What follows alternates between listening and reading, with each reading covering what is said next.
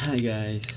So, tapos ko lang manood ng Sound Spectrum. Say a Sound Spectrum of course. At nag-enjoy naman kami. Nag-enjoy kami magkaklase. Actually, 2 beses ko siyang pinanood. Once nung Friday at once ngayon sa Saturday.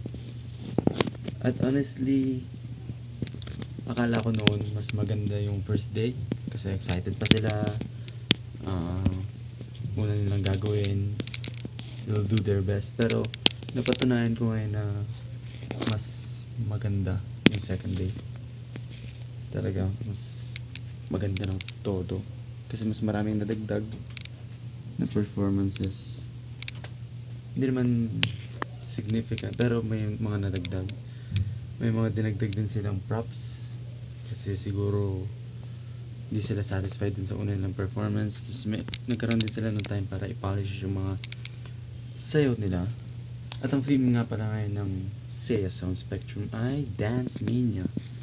So maraming sumayaw at madaming kumanta. Halos sing and dance. Sing and dance yung theme ng Sound Spectrum. At ilang okay naman at hindi ako minamalat ngayon. Nakapagsalita pa rin naman ako. Pero diba? Sana hindi matuloy na malatin ako kasi kailangan kong magsalita sa'yo. Walang nanonood pero okay lang. Parang diary na rin pero hindi siya daily.